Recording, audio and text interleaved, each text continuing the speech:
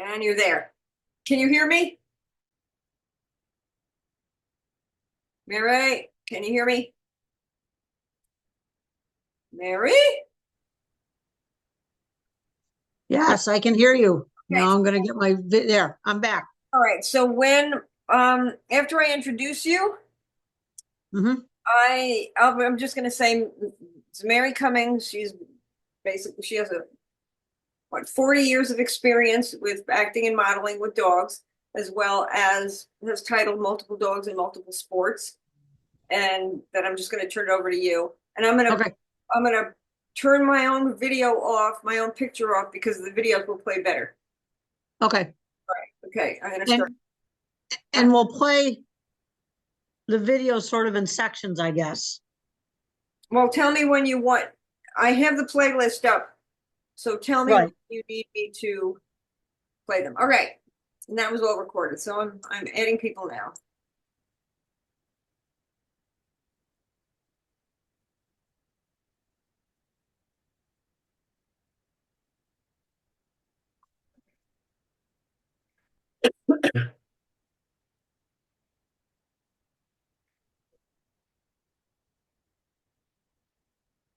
And I will be starting promptly at 7. Yep. And how long do we usually run? Um, Anywhere from we usually wrap up within about an hour, maybe an hour Okay. 10. But if it's shorter than that, that's fine too. Yeah, I'm worried about it being longer, but That's okay. we'll see. That's okay.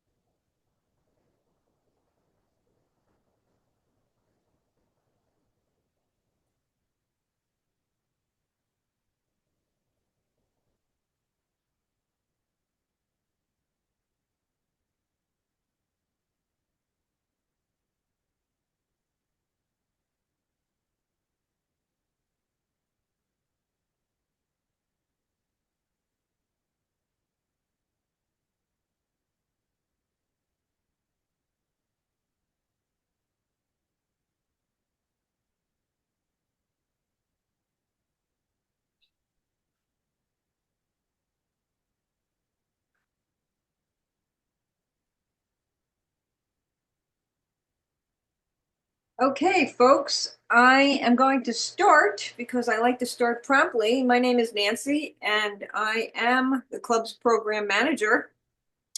And I'm very excited to introduce Mary Cummings, who has actually provided us with her expertise on owner handling in a previous session. Today, Mary will be talking about acting and modeling with her dogs.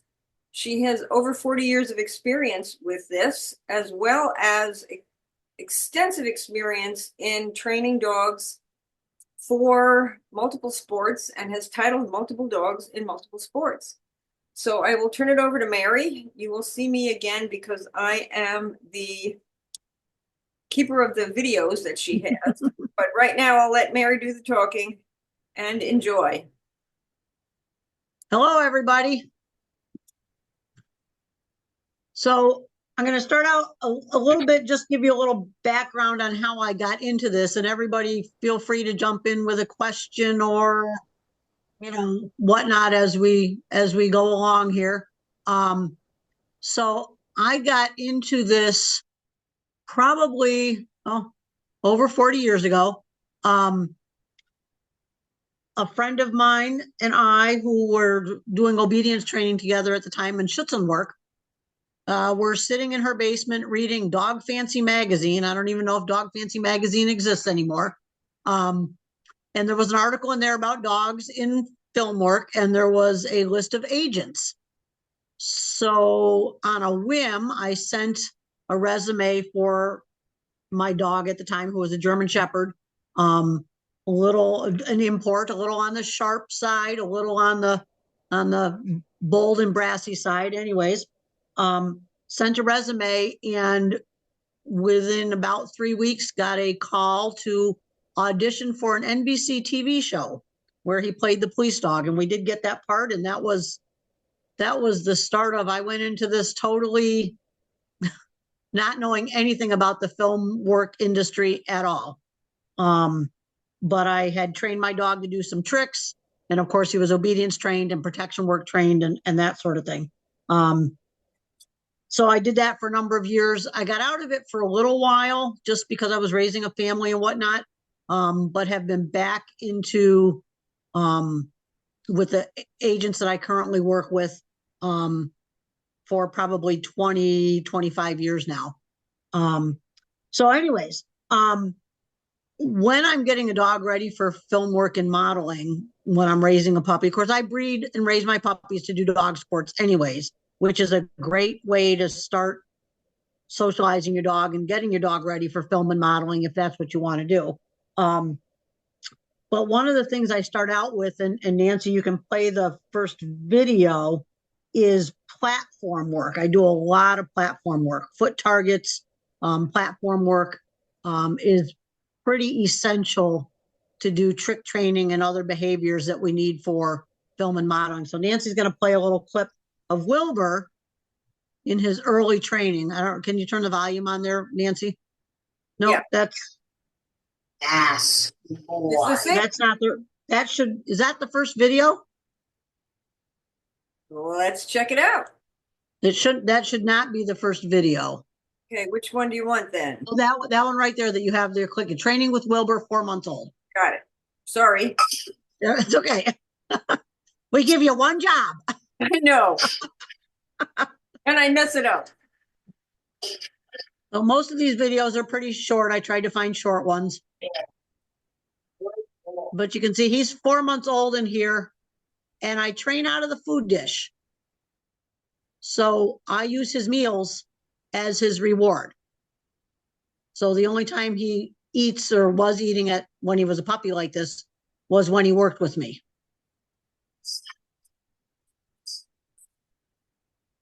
And he's just learning to go back and forth between platforms. And I teach a get it command so that they can eat food off the floor when I toss a reward. They can't eat it unless I tell them get it. And he's trying to figure out what I want and barking at me. And then he gets a reward.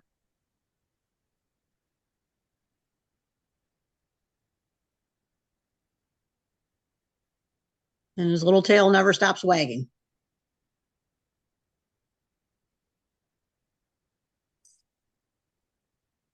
You don't have the volume on that, do you, Nancy? I do. Oh.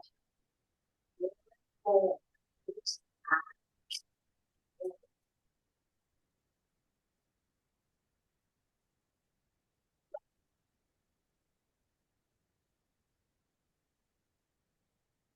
Wow. Boy.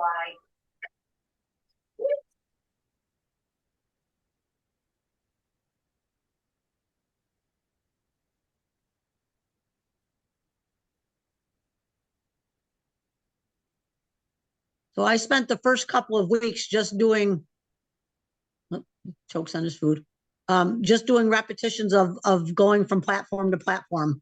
And we started some sits on the platform.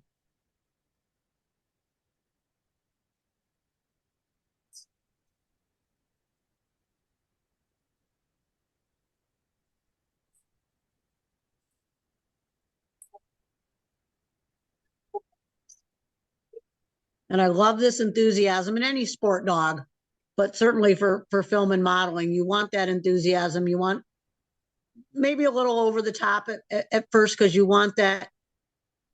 just want that joy to work. So I'm curious, in the middle there, you did a food toss or a food drop. Right, to reset. So once I've done a couple of reps, I'll reset him just by doing a food scatter. for like a little mini break.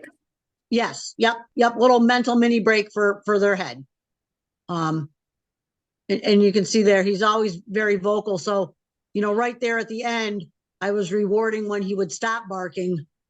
I mean, eventually I taught him to speak on command, but I want him to not bark when he's just getting on the platforms.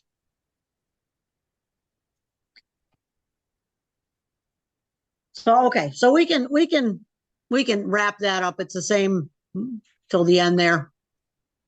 Okay. Nope, hang on. Now I'm going to do a little head position. I forgot that was at the end. So we're going to wrap up with a little just food luring to walk next to me. So that's the beginning of healing. And then a little recall at the end. Yeah.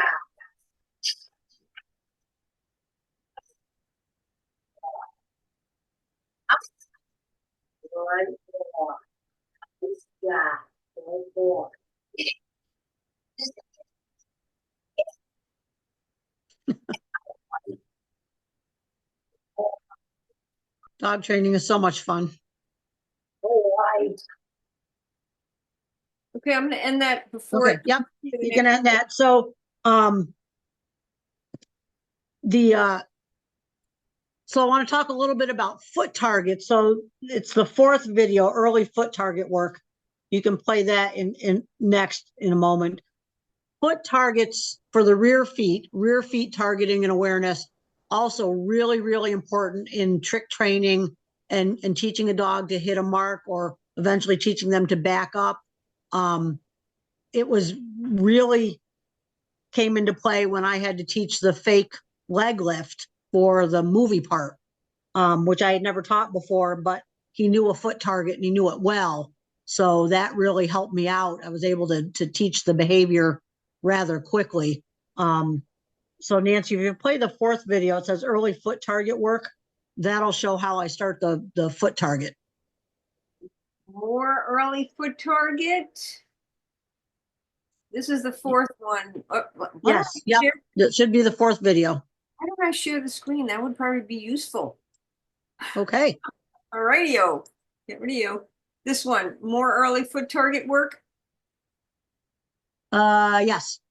Okay, then.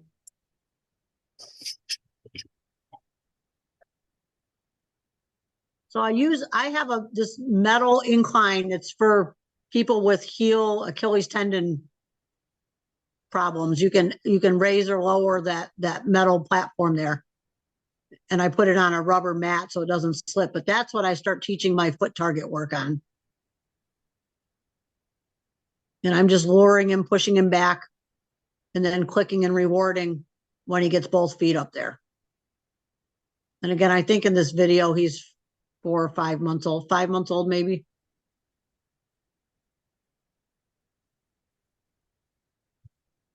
And of course, I have it set up against a barrier so that it makes it easier for him to be successful.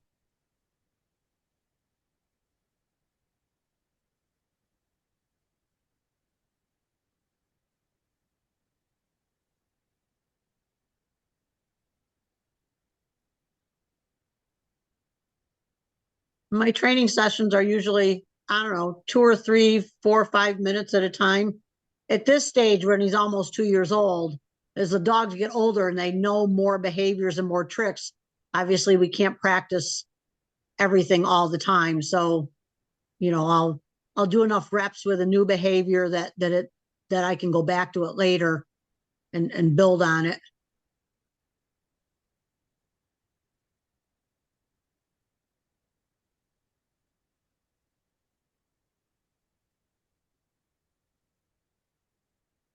Can you hear the volume on your end, Nancy? Because I can't hear it on my end. Yes, I have it at max volume, Mary. Okay.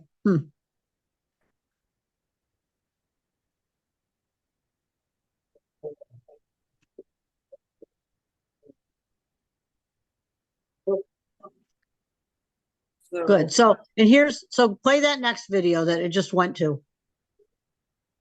Come back here. The back up to the foot target, the video number 5. And you'll see the progression. Yep. So now I'm going to teach him the backup and I'm going to use the foot target. And I've got course, my climb there to to form a chute. And so this is the very beginning of a backup. I call it beep is what I end up putting on cue.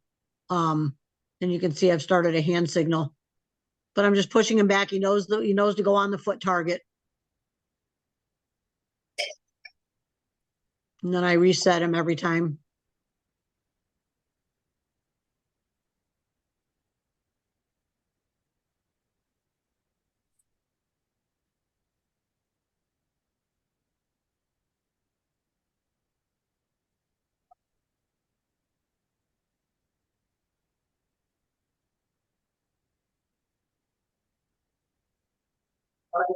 Yes.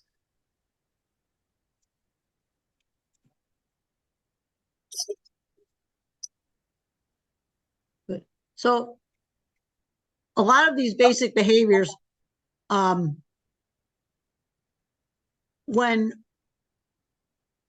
I'm auditioning for when my agents, and I have like 4 different agents that I work for.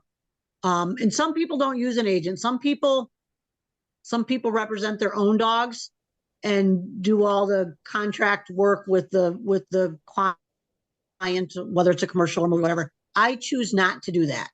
I don't want to be involved in any of that.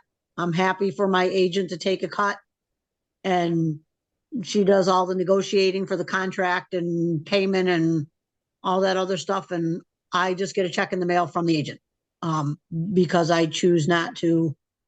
My brain would hurt if I had to do all that other stuff. I just want to train dogs. But there are a lot of people in the industry that represent their own dogs and do their own negotiating. But a lot of those basic behaviors. So once the dog has basic behaviors, a lot of times I have to send audition tapes, or videos of the dogs doing those behaviors so that the client can see what the dog looks like, that sort of thing. The platform work eventually gets turned into hitting a mark, where the dog has to go from point A to point B, and we eventually start making the mark not a platform, but a smaller version, like a disc on the floor, or a small rubber mat on the floor, so that eventually you can fade the target. So if we went to a shoot and we had to send the dog from point A to point B, I would do a couple of practices with a target. I always have target discs with me. Do a couple of practices with the target, and then get rid of the target for the actual shoot. I don't know if I put a video in here of, I probably didn't. Anyways, so once we have target work down and we start progressing to other behaviors, some of the other essential things, that your dog has to have no matter what is solid off lead stays. Sit, stay, down, stay, stand, stay, from at least 10 feet away, because a lot of times you're going to be behind a camera, or camera left or camera right. And the dog has to have what we call an eye line. So the dog has to be able to, I hold up a finger and say, watch. And the dog has to be able to watch that eye line and maintain that eye line, until they want them to look somewhere else. So those are really the basic behaviors that you need to get started. And that will do a lot of still modeling, catalog modeling, product modeling, that sort of thing. Once you get into film, TV, commercials, movies, that sort of thing, you need to add a lot of other behaviors. Speak, so the dog speaks on command, and we'll play some videos here in a minute of some of these.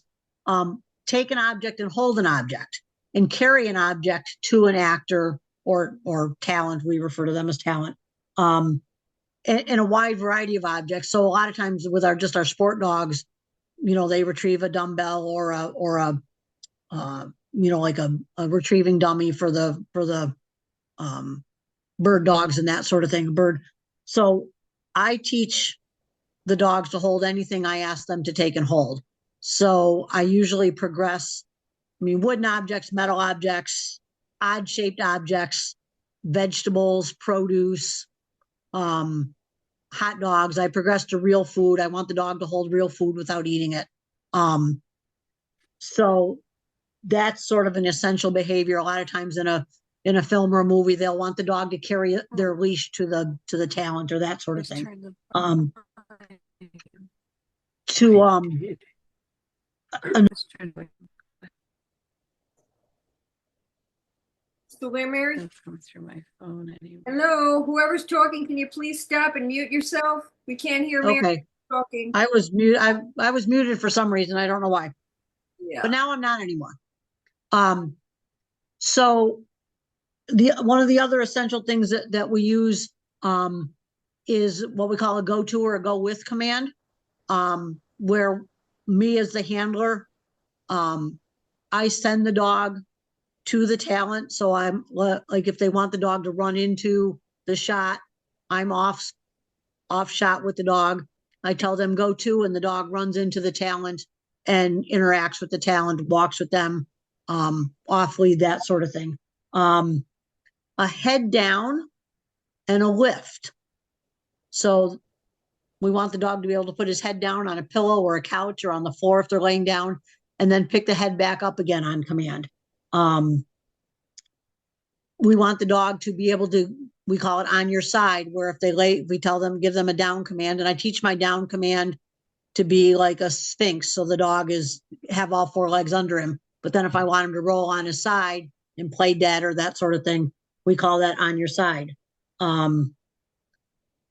Nancy, play. We'll do head down and lift. Play video 2 and 3, and it shows some of the progression of. All right. Um, So early head down. Yep, that's the one. If anyone's got any questions along the way, feel free to jump in so that I'm not just talking, I guess. So I start on a platform and just lower my hand so that he puts his head down.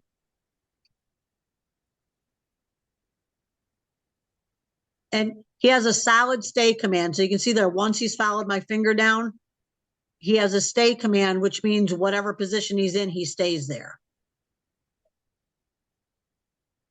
So that's how I started my head down. And you can use a cookie lure. I think I'm probably 1 or 2 training sessions past the lure in this video. So I'm not actually using a lure at this point. But I'm not asking him to put his head on anything right now either. I use the edge of the climb to give him the concept of putting his head down. And I reset him.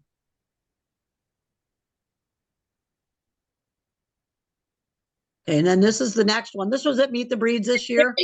What? With a crowd of people. Head down.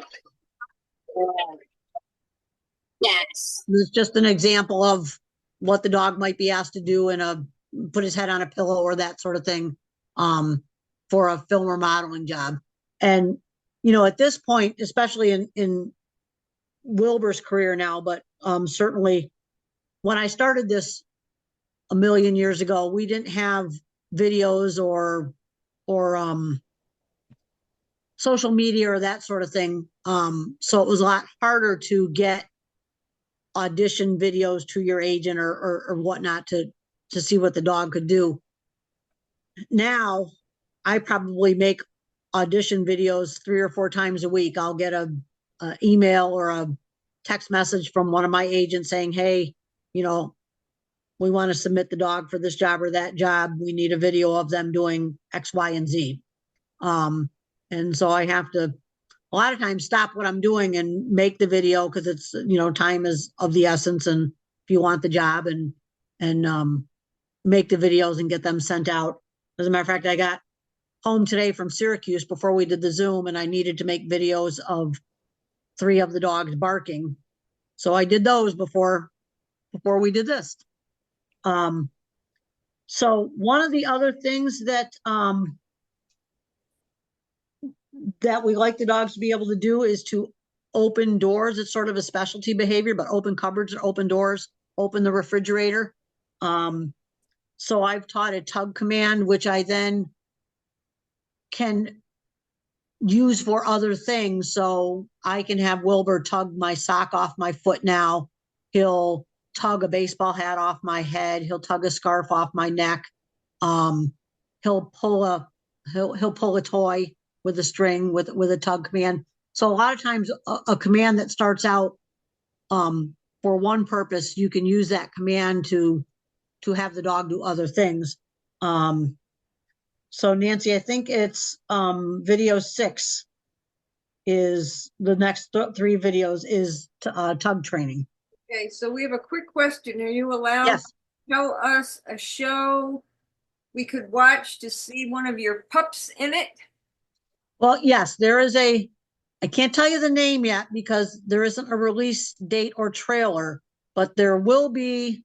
One of the most recent things we've done and one of the biggest things we've done is a Netflix movie. It'll come out this fall. It's on the fall schedule of Netflix. Wilbur had a big role in that movie. So you'll be able to watch that. We've done lots of commercials and still modeling. Lots of bit parts. Halo and Wilbur have both been in FBI's Most Wanted episodes. Wilbur just did, and Ivan the Shepherd just did a bit part in Law and Order SVU. Halo did an Apple TV series. And I'm drawing a blank on the name. It was sort of an odd name. I'll come back to that. There is another question. Do the pups in these shows have multiple takes like actors tend to need? Yes, although with our dogs, we always tell the camera people whatnot to film everything, film the rehearsals, film everything. And a lot of times, if the actors keep messing up and take too many times to get it right, the dog needs a break because the dogs a lot of times will do it right the first, second, third time. And then after that, they're anticipating going to their mark or whatever the behavior is, that sort of thing. Years ago, so one of the first show I did years ago back in the 80s that I got the part for was an NBC TV series called True Blue. And I don't know if you can still find the episode somewhere, probably on old TV. But he was the police dog. And one of the scenes we were doing at one point, all the cops were at their local neighborhood hangout bar, restaurant sort of thing, off duty. And the dog was sitting there with them and they were eating plates of pasta. And they're supposed to say a couple lines. And then my dog, Zane, is supposed to jump up onto the table and start eating off one of the plates of pasta. Well, after like the third or fourth time of they mess up their lines and he gets up there and starts eating and they mess up their lines and I pull him down. Then he started anticipating and jumping up and eating his pasta before he was supposed to. Blame him. So, right, exactly. So, it's important that you as the trainer understand that you're only going to get so many takes out of your dog before the dog says, hey. And it's important for the actors and the crew and whatnot to understand that they need to make this, get the shot as quickly as they can and as efficiently as they can without a lot of, human messing up in between. Because the dog doesn't know it's acting, and that's the bottom line is the dog doesn't know that it's acting. There was another time years ago, the same dog, Zane, was doing a bit part in a movie. And he had to run down a hallway after a bad guy. And the hallway went down and then the stairs doubled back. So here was the hallway and then the stairs came back down and there were open railings. So they wanted him to run all the way down the hallway and make the turn and come down the stairs after the bad guy. But the bad guy was already coming down the stairs as he was going by him in the hallway. My dog is protection trained. So he took the shortest route to the bad guy and just jumped through the railings and took the guy out on the stairs. And the director said, no, that's not what we want. And I said, well, you have to shoot it in 2 different shots then. You have to shoot him running down the hallway and then shoot him running down the stairs because he's going to take the most direct route to the bad guy because he doesn't know it's acting.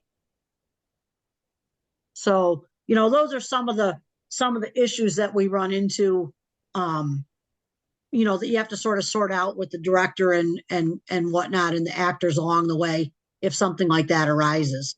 But you know, we always have our dog's best interest in their safety, of course, at you know, that's first and foremost. So other questions before we watch tug videos. All right. All right, go. Nancy, you're going to start with video number 6. Oops, not you, not you. No. Video number 6, escape. That would be starting tug. Yep. Over tug. Yes, good boy. So I've got a bowl of food in there. Good boy. Nice and job. and a favorite tug toy. And we do a lot of tug work. And then now we're working our way up to a dish towel. And he has to figure out the angle and how to do it. Very good. And then here's a bigger door. And we had a camera inside so we could catch all of that.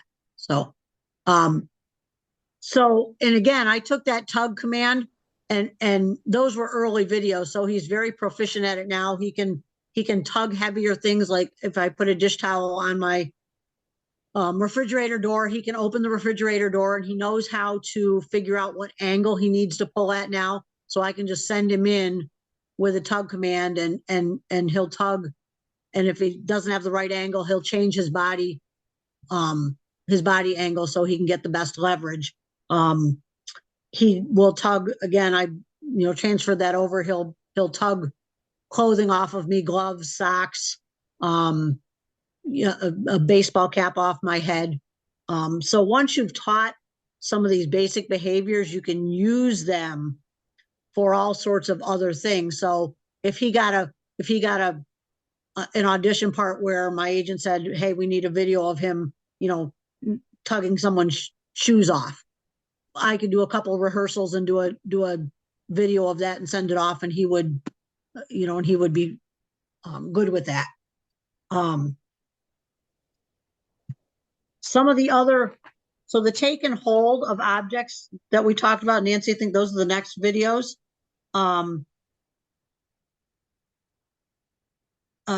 Take and hold, yep, number 9. So this was this very first take and hold session at a seminar I went to last year that was designed for film work and modeling. She said that was a lot to me. And most of our training is motivation reward based, but you can see this take and hold is not really a forced take and hold, but there's a little bit of there's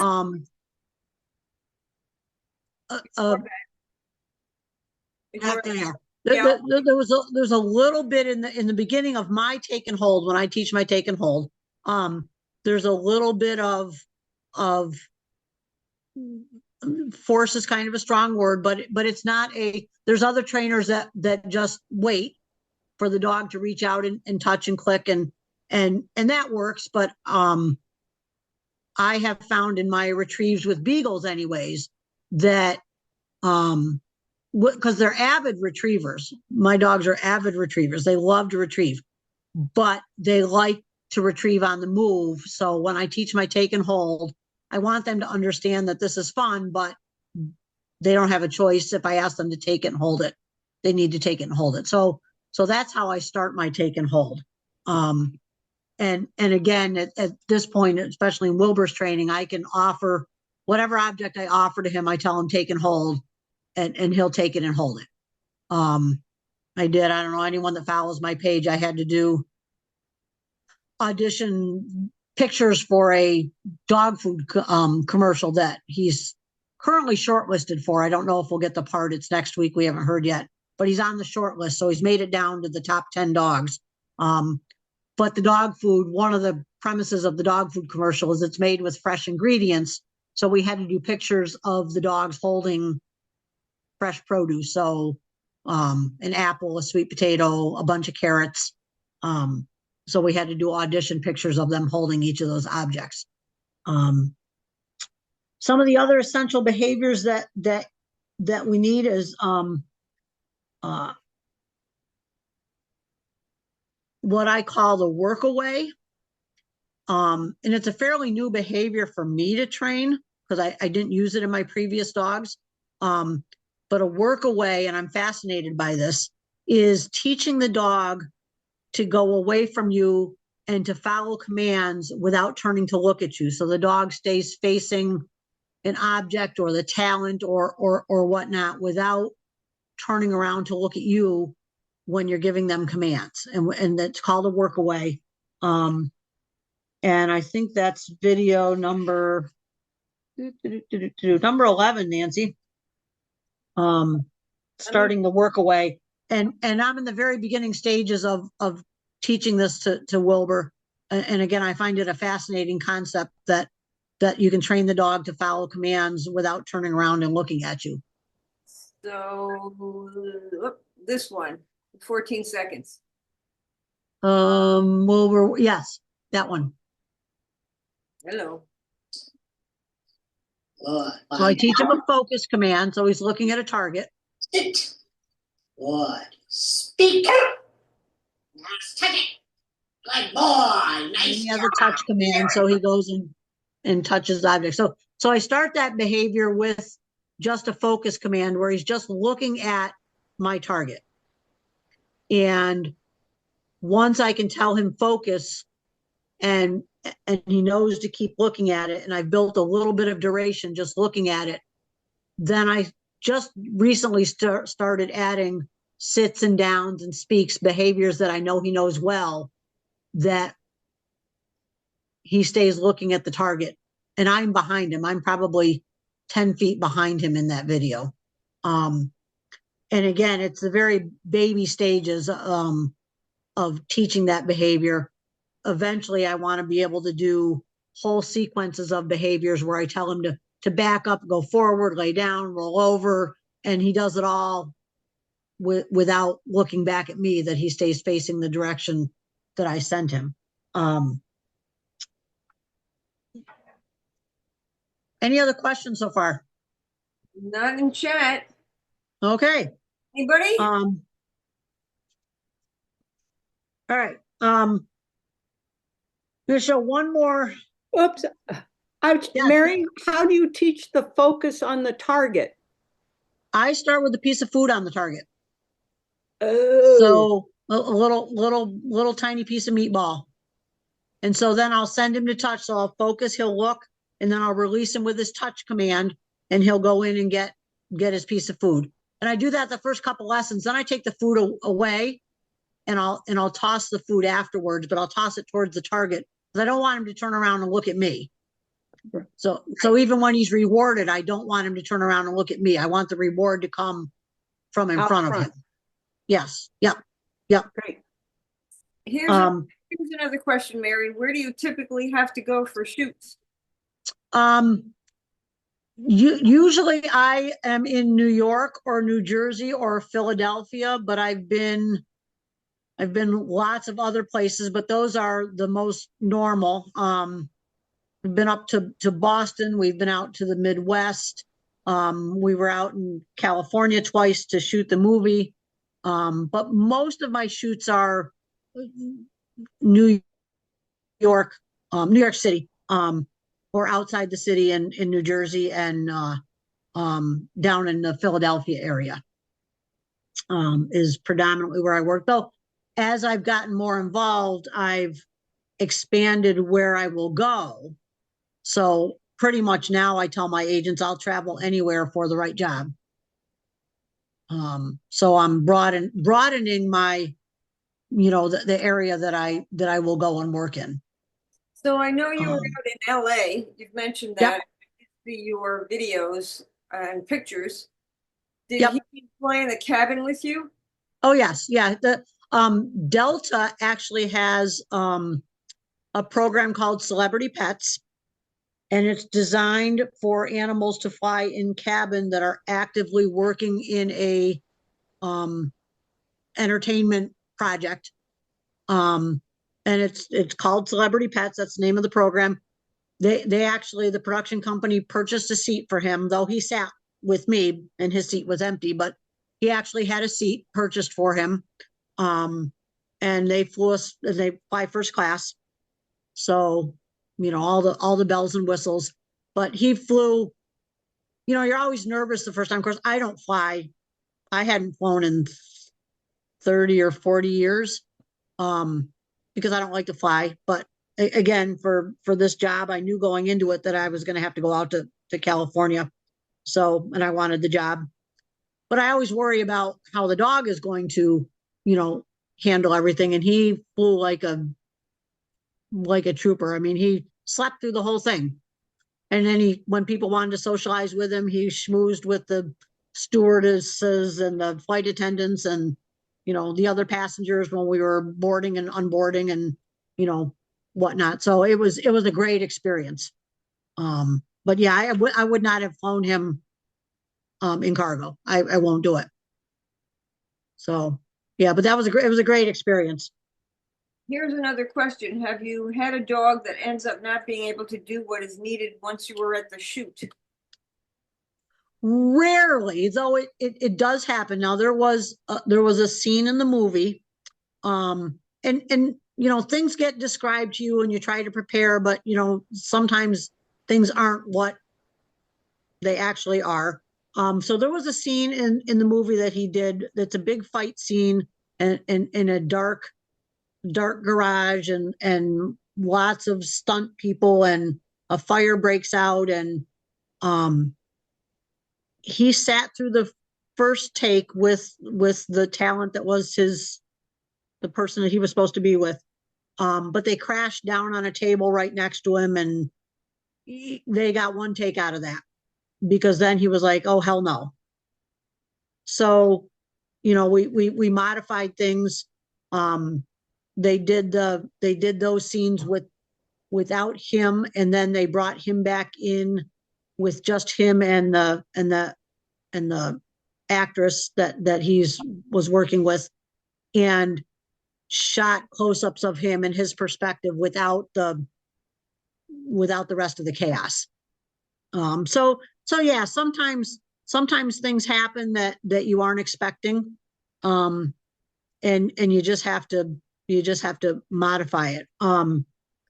Many years ago when I was doing that original True Blue TV series with the Shepherd, we did a scene, or we were supposed to do a scene with a lion, with an actual live lion. And we were shooting in a hotel in Manhattan, and it was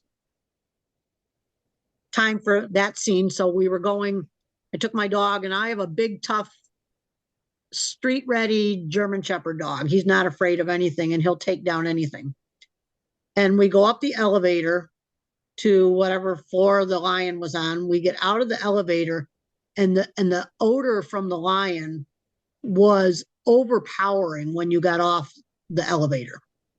And by the time I got to the room where the lion was, my big tough German Shepherd was crawling on his belly because he was like, oh, heck no, I don't want to tangle with whatever that is that I smell. I mean, just that this, his instincts were telling him that was not something that he wanted to mess with. And so I removed him from the scene and told the director, I'm not going to put my dog through that. He's afraid. He knows he's supposed to be afraid of that. So again, they modified the scene. That most directors and most of the time they're easy. I mean, unless the dog downright isn't trained to do what you said the dog could do, which I never want to be in that position. I'm honest about my dog's training abilities and experiences and that sort of thing, because I never want to get to a shoot and have them say, hey, I thought you said the dog could do this. So things do happen where a dog can't do a scene the way they want it done. But it's not for lack of training. A lot of times it's because of other extenuating circumstances. Did that answer the question? Pretty robustly, I think. Okay. Okay, so another behavior that I've just recently taught is the command push, and I think that's video number 12, push a yoga mat. And then I actually used that recently for an audition where, again, he's shortlisted for the part where he has to push a container of dog treats off a table. This guy. Yep, right there. Yep. Good. So he unrolls a yoga mat. And of course, there's food in the yoga mat. So, that's how we start teaching that. But again, I had just started teaching that behavior just because, and then I got, an email from one of the agents that, for a dog food commercial where they have to, they want the dog to get up on a chair and push a container of dog treats off the table. So I was able to transfer that push command rather quickly to pushing the container of dog treats off the table. So I don't know if we'll get that part either. We're shortlisted, but we'll see. So just another example of how you can start teaching a certain behavior, and you can transfer that behavior to other things. All right. One of the most fun things that I had to do and had never trained before was the fake leg lift. And it was a specific behavior that they wanted him to do for this Netflix movie that he did. So Nancy, if you want to play, I think there's like 4 in a sequence. 13. So yep. So this is like day 3 of teaching this. And I started with my blue mat flat on the ground and lowered 1 foot on like a foot target. And then I started raising it up. And this was at Wine Country last year. I just found out I got the part.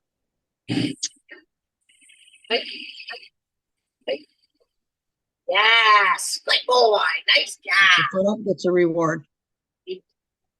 And now I'm using my elevated platform again, trying to get a little more height, a little more natural. And you can see, go back to that, Nancy. I can't, hang on. Sorry. It was this one.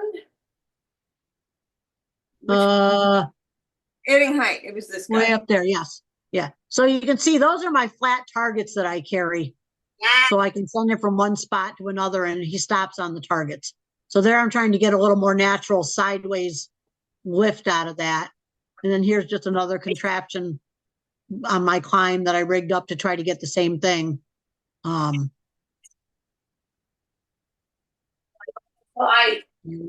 Rose up there. Wilbur, walk. Walk. Good boy. Wait. Hike. We lost you, Nancy. Yeah. Oh, I'm here. So we lost the video. There we go. Okay. So then this next video is just, again, working him on different objects. So he'll lift his leg. So I send him in. Good boy. Wait. Hike. Yes. Good. Too cute. Yeah. And then here's another one where we're working on the kitchen counter again, sending him from target to target. Hike. Yes. Good boy. Lift his leg. Get on. Sit. Then we'll do a sequence of behaviors. Good. Gonna head down. Good. Head down. Head down. Good. Lift. Good. Yes, break. Boy. Good. So once I have a bunch of individual behaviors, I will periodically string them together. Okay, and then here's hiking his leg on a fence from the rear where you can really see him.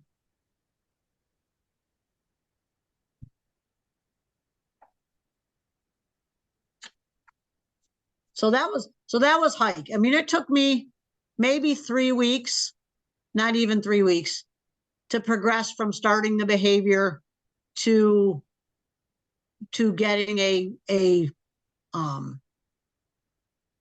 getting a solid leg lift. And he would do it with other people and he would do it on objects.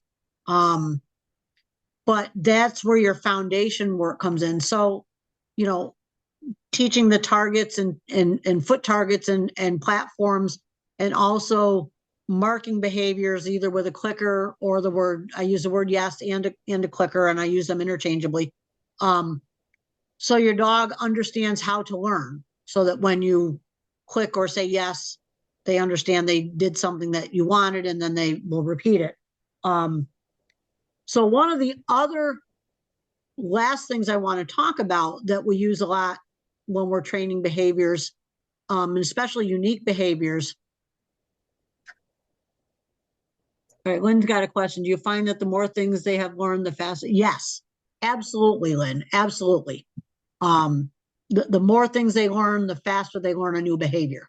And especially, and this comes into play, this next thing that I want to talk about real quick is capturing a behavior, which is a behavior that the dog does that you can't necessarily make them do, like a sit or a down, but you can mark and reward it when the dog does it. And if the dog already understands how to learn, you can capture that behavior really quickly. So I had not had a lot of experience capturing behaviors until I went to a seminar last year. And while the speaker was talking and we had our dogs out, it was the training seminar. Wilbur likes to stretch so he puts his front feet up on people or me or whatever, and he likes to stretch. So I started quietly as we were listening to the speaker. He would get up on me, stretch, and I would yes and give him a cookie. And I think, Nancy, that's number 21, stretch day 2. This is literally the second day. We'll try him on somebody. All right, we're good. That's it. So this is day 2. We started it yesterday, Yes, good boy. and he stretches. But that's how fast, when you capture, when they know what a marker and reward is, Very good. that they can learn a new behavior. Good. Stretch. Yes, good boy. And then we put him on another person. Stretch. Yes, good boy. So that's better with Good. Okay. So then the other thing that I taught recently in December is I taught him to yawn. And again, I captured the behavior. So again, it's a behavior that he sort of does naturally. And you could do this capturing a behavior with a dog chasing their tail, or any sort of quirky behavior that you can't necessarily make them do or lure them into doing. But if you just mark and reward when the dog does it, and they understand that training system or reward system, they catch on really fast. I mean, I literally can teach Wilbur new behaviors in a day or two of short training sessions. So then, Nancy, play yawn capture day 2. I think it's video 19. Yep. Yawn. Yes. Good boy. So this was at the Allentown Dog Show, sitting outside watching the group. And then here's another couple days later, like day 6 or something. And he does a lot of mouth movement before he actually yawns, and I just wait.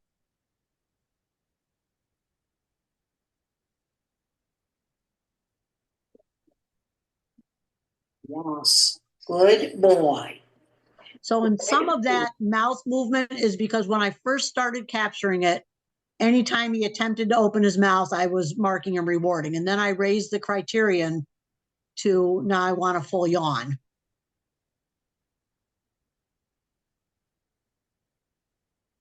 Yawn. Yes. Good boy. There he goes. Good boy. It's a fun behavior. So Nancy, play. getting down there, Mary.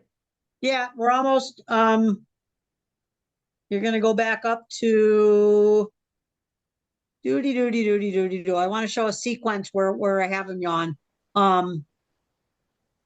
We've seen all of them according to this. Uh, Hubba-da, hubba-da, hubba-da. Yabba dabba dabba dabba. No, there's oh, the last one. Sorry, it's the last one. This one. Look, yes, that one. Okay. So this is a sequence that I did for a Christmas video. And of course, he has to wear clothes too. That's the other thing in film and modeling. They have to be comfortable wearing clothes. So we do a go to and a lie down and then a yawn. And then a head down.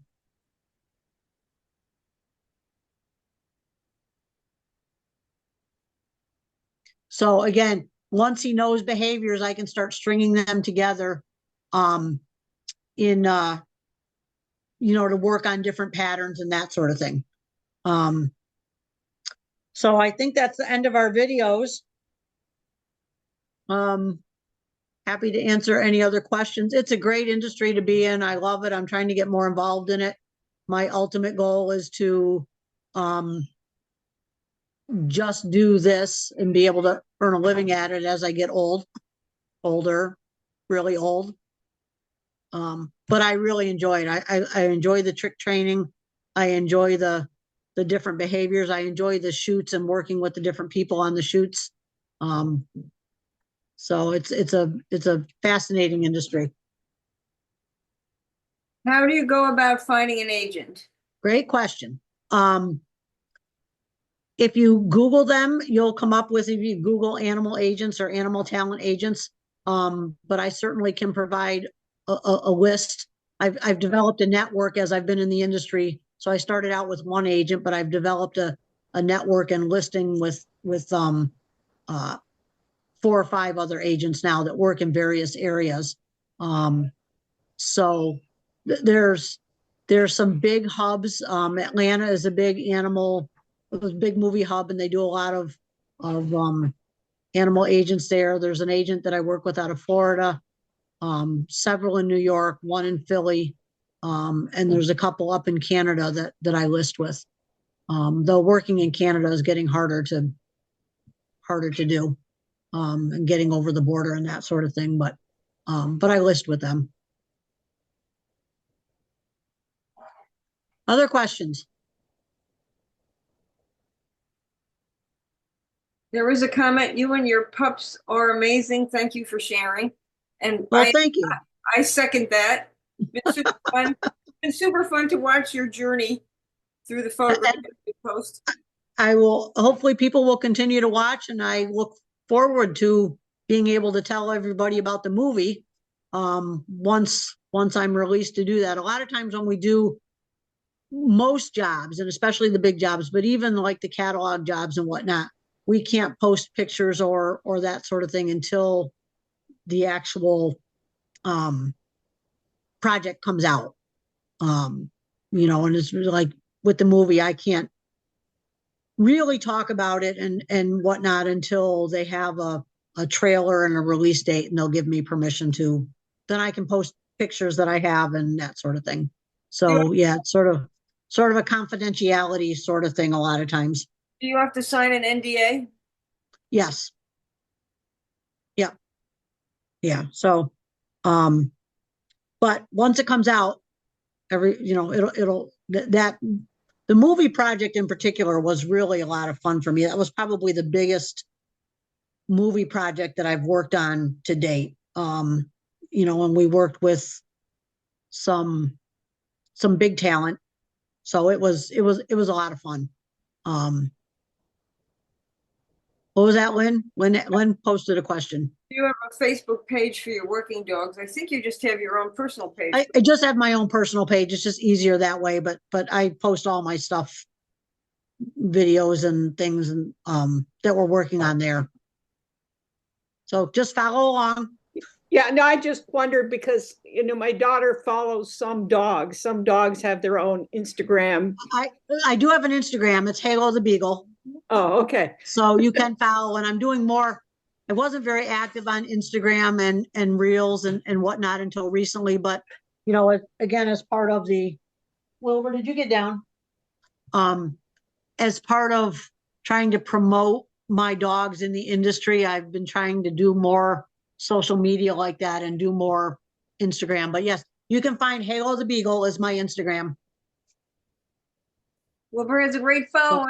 I love to watch him progress. That's from Jeanette. Karen says, thank you. It was so fun to watch. Love an adorable beagle. And Wilbur's pretty cute. Wilbur's pretty cute. Miko thinks so anyways. Yeah, well, Wilbur thinks Miko is cute too. Yes, yes, indeed he does.